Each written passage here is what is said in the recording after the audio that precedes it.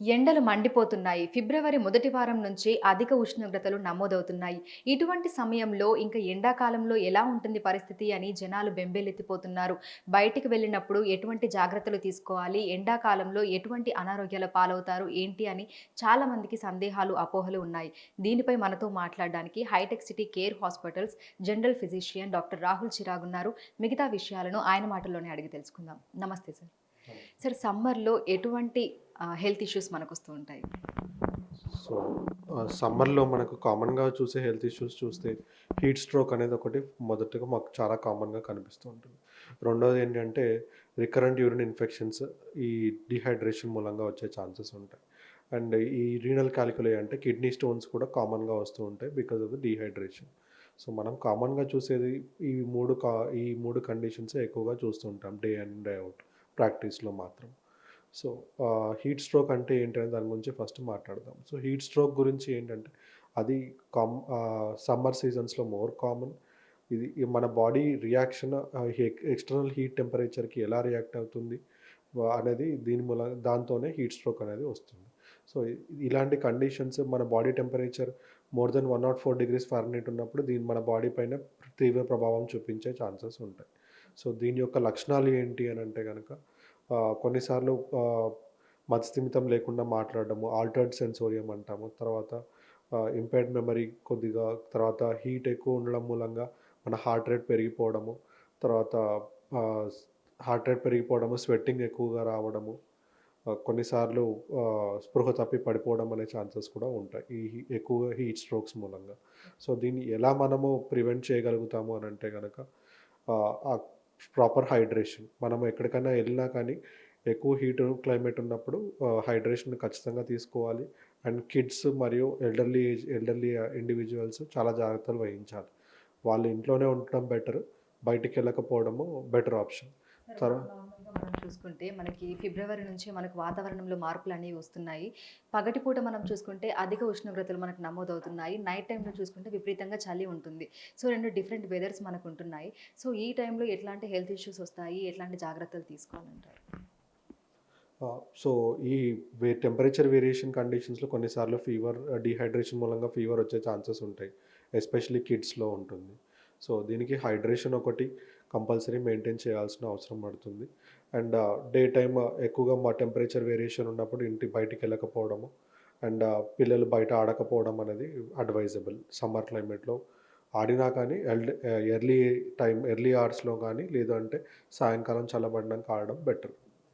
నార్మల్‌గా మనం సమ్మర్‌లో చూసుకుంటే ఈ వడదెబ్బ అంటే బాడీ డీహైడ్రేట్ అయిపోవడం ఇవి కాకుండా ఇంకా ఇతర అనారోగ్యాలు ఏమైనా వచ్చే అవకాశం ఉంది అంటారా? సో, ఈ హీట్ స్ట్రోక్ ఒకటి కామన్‌గా చూస్తాం. తర్వాత వచ్చేసి ఏంటంటే డీహైడ్రేషన్ మూలంగా వచ్చే అదర్ కండిషన్స్. కామన్‌గా అంటే యూరినరీ ట్రాక్ట్ ఇన్ఫెక్షన్స్, తర్వాత ఈ కిడ్నీ స్టోన్స్ కూడా చూస్తూ ఉంటాం. సో, ఈ యూరినరీ ట్రాక్ట్ ఇన్ఫెక్షన్స్ ఎవరిలో కామన్‌గా ఉంటదంటే ఫీమేల్స్‌లో ఎక్కువ కామన్‌గా ఉంటుంది. సో, డీహైడ్రేషన్ ఉండడం మూలంగా రికరెంట్ యూరినరీ ట్రాక్ట్ ఇన్ఫెక్షన్స్ వచ్చే ఛాన్సెస్ ఉంటాయి. సో, దీన్ని మనం ప్రివెంట్ చేయాలనుకుంటే గనక ప్రాపర్ హైడ్రేషన్, లిక్విడ్ ఇంటేక్ సరిగ్గా ఉండాలి. Especially during summer time of the year. తర్వాత మన వాష్‌రూమ్ హైజీన్ అనేది మెయింటైన్ చేస్తూ ఉండాలి. So, which can also prevent ఈ యూరినరీ ఇన్ఫెక్షన్స్ ప్రివెంట్ చేయగలుగుతుంది up to some extent. And diabetes ఉన్న వాళ్ళు కూడా ఏంటంటే, వాళ్ళు తీసుకోవాల్సిన మెడికేషన్స్ రెగ్యులర్‌గా తీసుకుంటూ, రెగ్యులర్ చెకప్స్ చేస్తూ, వాటర్ సరిగ్గా తీసుకుంటే వాళ్ళకు కూడా యూరిన్ ఇన్ఫెక్షన్స్ అనేవి ప్రివెంట్ చేయగలుగుతారు. లేదంటే డయాబెటీస్‌తో ఈ సమ్మర్ సీజన్‌లో ఎక్కువగా యూరినరీ ట్రాక్ట్ ఇన్ఫెక్షన్స్ రావడం అనేది కామన్‌గా చూస్తూ ఉంటాం. సో, మనకి సమ్మర్, ఈ హీట్ ఇదంతా ఉన్నప్పుడు చాలామంది ఏంటంటే కూల్ డ్రింక్స్ ఎక్కువగా తీసుకోవడానికి ఇష్టపడుతూ ఉంటారు. సో, చల్లటి పానీయాలు తీసుకోవడానికి ఇష్టపడుతూ ఉంటారు. సో, ఇటువంటి సమయంలో ఎట్లాంటి జాగ్రత్తలు తీసుకోవాలంటారు బయటికి వెళ్ళినప్పుడు? సో, ఈ హైడ్రేషన్ అనేది ఏ ఫార్మ్‌లో అయినా బెటర్‌గా ఉంటుంది.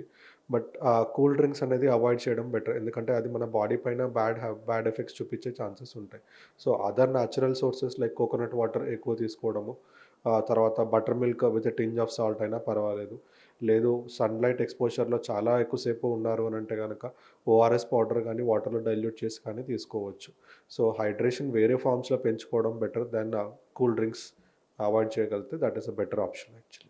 సో, నార్మల్‌గా ఇట్లా పగటిపూట బయటికి వెళ్ళినప్పుడు ఎటువంటి జాగ్రత్తలు తీసుకోవాలి? లైక్ చిన్నవాళ్ళైనా, పెద్దవాళ్ళైనా ఎటువంటి జాగ్రత్తలు తీసుకుంటే మంచిదంటారు? ఫస్ట్ థింగ్ ఏంటంటే, ఎక్కువ హీట్ ఉన్న టెంపరేచర్‌లో అప్పుడు ట్రావెల్ చేయకపోవడం బెటర్. అండ్ రెండోది, ఆహ్, లైట్ క్లాతింగ్ ఏసుకోవాలి. లైట్ కలర్డ్ క్లాతింగ్ గానీ, థిన్ క్లాతింగ్ ఏసుకోవాలి. తర్వాత హైడ్రేషన్ కంపల్సరీ ఉండడానికి ఖచ్చితంగా ఒక water bottle you have to carry all the time. ఎప్పుడూ క్యారీ చేస్తూ ఉండాలి. And if not possible at least some hydration form ఖచ్చితంగా మెయింటైన్ అయ్యేటట్టు చూడాలి. And it should not be in extreme క్లైమేట్స్‌లో కూడా ట్రావెల్ చేయకపోవడం అనేది better. Especially elderly and kids actually. So మనకు ఆల్రెడీ ఇప్పుడు మనకి టెంపరేచర్స్ అనేవి హైలో ఉన్నాయి. సో దీనికి రిలేటెడ్‌గా మీకేమైనా కేసెస్ వస్తున్నాయా? మీరు ఇప్పటి వరకు అంటే ఎటువంటి పీపుల్‌ని ఎవరైనా మిమ్మల్ని కన్సల్ట్ అయ్యారా? యాహ్! సో, హీట్ స్ట్రోక్స్ పరంగా అయితే చూస్తున్నాము. ఈవెన్ ఇన్ యంగ్ ఇండివిడ్యువల్స్‌లో కొంతమంది జిమ్‌లో వర్కౌట్ చేయడం మూలంగా హై టెంపరేచర్స్‌తోని కొన్నిసార్లు ఈ మసిల్ క్రాంప్స్‌తోని రావడం అనేది కామన్‌గా చూస్తూ ఉంటాం. సో, ఈ ఈ ఏదైనా యాక్టివిటీ హై టెంపరేచర్ క్లైమేట్స్‌లో ఉన్నప్పుడు యాక్టివిటీ చేస్తే గనక సో, దాంతో డీహైడ్రేషన్ అయ్యి కామన్‌గా చూస్తూ ఉంటాం ఈ హీట్ స్ట్రోక్ రావడం అనేది. రెండోది కొన్నిసార్లు ఈ ఇన్ఫెక్షన్స్ యూరిన్ ఇన్ఫెక్షన్స్ లాగా చూస్తున్నాము. తర్వాత కిడ్నీ స్టోన్స్ అనేవి ఎక్కువగా చూస్తూ ఉంటాము ఈ సమ్మర్ టైమ్ ఆఫ్ ద ఇయర్‌లో ఎక్కువగా. సార్ నార్మల్‌గా మనం చూసుకుంటే ఇందాక మీరు చెప్పినట్టుగా లైక్ జిమ్ చేసే వాళ్ళ దగ్గర నుంచి కూడా మీకు కేసెస్ వస్తున్నాయి అంటున్నారు కదా! ఈ సీజన్‌లో ఎంతసేపు జిమ్ చేస్తే మంచిది అంటారు? సో, యాక్టివిటీ అనేది 1 hour per day should be fine. Any day actually. It is advised at least 5 days per week ఖచ్చితంగా చెయ్యాలి. సో, ఆ టైమ్ డ్యూరేషన్ అంటారా ఖచ్చితంగా 1 అవర్ పెట్టుకోవడం better. And early time of the hours and ఇంకోటి you have to be properly hydrated when you work out. Workout చేసేప్పుడు కూడా hydration అనేది కంపల్సరీ పెట్టుకోవాలి. అండ్ మీ వర్కౌట్ ఎన్విరాన్మెంట్ కూడా ఏంటంటే కూల్‌గా ఉండేట్టు చూసుకోవాలి. If it is air conditioned environment అంటే గనక సో, మీ టైమ్ డ్యూరేషన్ అనేది తగ్గించుకుంటే better. Otherwise if it is air conditioned environment కొంచెం కూలర్ టెంపరేచర్స్‌లో పెట్టుకొని ఫిజికల్ యాక్టివిటీ చేస్తూ ప్రాపర్ హైడ్రేషన్ చేయగలిగితే ఈ హీట్ స్ట్రోక్స్ అనేవి మనం ప్రివెంట్ చేయగలుగుతాం. సో మనం చూసుకున్నట్లయితే కూడా ప్రస్తుతం మనకు అధిక ఉష్ణోగ్రతలు అనేవి నమోదవుతున్నాయి. ఇటువంటి సమయంలో బయటికి వెళ్ళినప్పుడు తగు జాగ్రత్తలు తీసుకోవాలని కూడా డాక్టర్లు సూచిస్తున్నారు. అత్యవసరమైతే తప్ప బయటికి రాకూడదని, అదేవిధంగా చిన్న పిల్లలు, పెద్దవాళ్ళు బయటికి వచ్చినప్పుడు వాటర్ బాటిల్ క్యారీ చేయాలని, దీంతో పాటుగా పానీయాలు ఎక్కువగా తీసుకోవాలని కూడా సూచిస్తున్నారు.